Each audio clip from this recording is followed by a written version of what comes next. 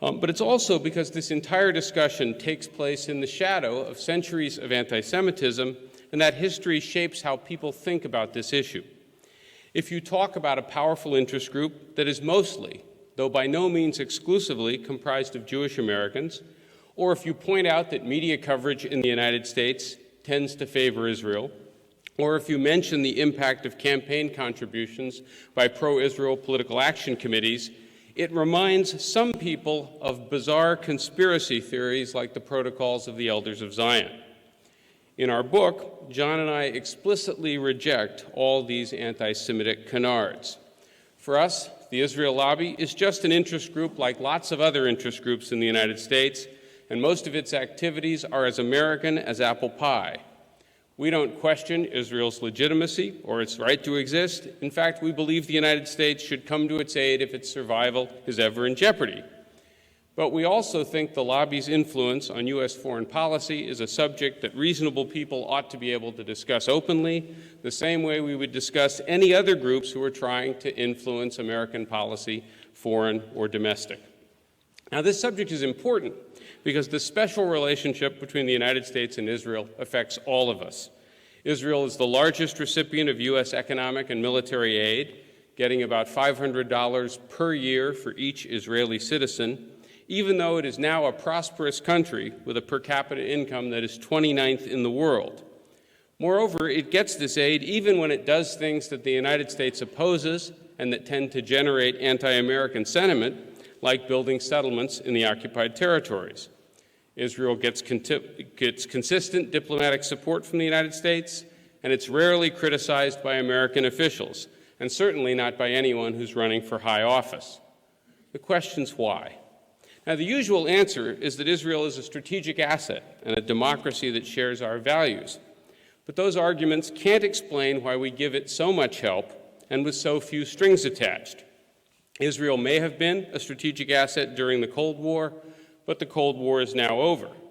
Today, providing unconditional support is not making the United States more popular or making American citizens more secure.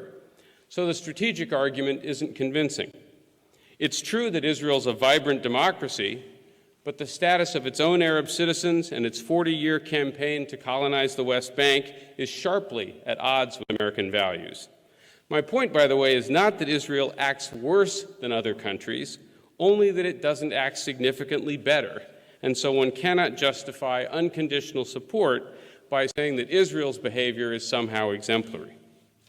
There is, in our view, a strong moral case for Israel's existence based on the long history of anti-Semitism, but past crimes against the Jewish people do not justify giving Israel a blank check today.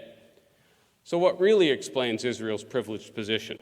In our view, it's primarily due to the Israel Lobby. The lobby is a loose coalition of groups and individuals that works openly to influence American foreign policy in a pro-Israel direction. It includes organizations like AIPAC, the Anti-Defamation League, Christian groups like Christians United for Israel, think tanks like the Washington Institute for Near East Policy, publications like the Weekly Standard or the New Republic. And this is a broad definition, but if you think about it, most interest groups in the United States have lots of different components to them. The environmental movement isn't just Greenpeace or the Sierra Club. It also includes think tanks, sympathetic academics, and journalists, just like the pro-Israel movement does. Like other interest groups, the Israel Lobby is not a cabal or a conspiracy, and the groups and individuals in it don't agree on every issue. But they do agree on wanting to preserve the special relationship. Final point here, the lobby is not synonymous with Jewish Americans. Many Jewish Americans don't support the lobby's positions, and groups like the so-called Christian Zionists aren't Jewish. The lobby is defined by its political agenda, not by ethnicity or religion. Like other special interest groups, the lobby works in two main ways. First, groups like AIPAC exert influence inside the Beltway by helping get allies appointed to key positions in the government and by giving politicians clear incentives to adopt positions that they favor. For example, by steering campaign contributions towards pro-Israel candidates and away from candidates who aren't. The lobby's influence, of course, is no secret. AIPAC was ranked the second most powerful lobby in Washington in a 2003 survey of congressmen and their staffs, and Bill Clinton said it was, quote, better than anybody else lobbying in this town.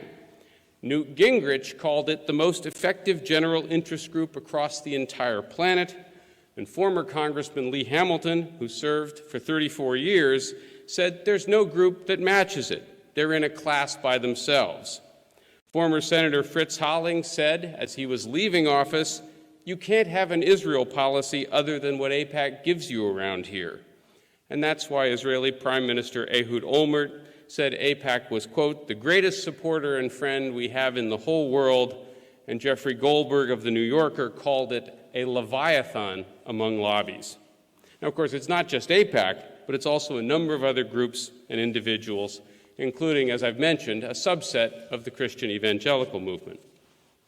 The second strategy is to try and shape public discourse and American perceptions so that Israel is viewed favorably by most Americans.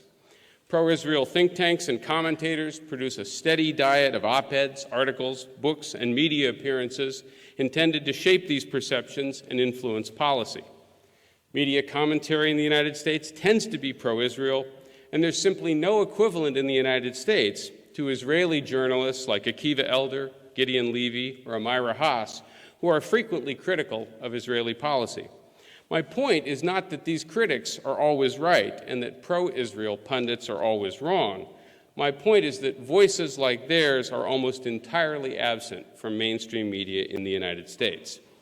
But even so, various pro-Israel watchdog groups monitor media coverage, organize boycotts and demonstrations against news agencies that publish or broadcast anything critical of Israel. And there's numerous examples of this taking place. Finally, last but not least, efforts to stifle criticism often include smearing critics by accusing them of being anti-Semitic. After former President Jimmy Carter published his book, Palestine, Peace Not Apartheid, last year, Martin Peretz of The New Republic said, quote, Carter will go down in history as a Jew hater. A critic in the Washington Post compared Carter's views to those of David Duke's. Needless to say, such charges were routinely leveled at us after our article was published, even though there's not the slightest shred of evidence to support them. Pro-Israel groups use these smear tactics for three main reasons. First, to distract people from the real issue, which is American policy. Second, to deter people from criticizing Israel or criticizing the lobby itself. No sensible person wants to be labeled an anti-Semite, so some people just keep quiet. And finally, this tactic marginalizes people in the public arena. After all, what politician would want to associate with someone who's been accused, even falsely, of being anti-Semitic? This works especially well in the foreign policy community, where being critical of Israel will almost certainly get you into trouble professionally. What's the result of all of this?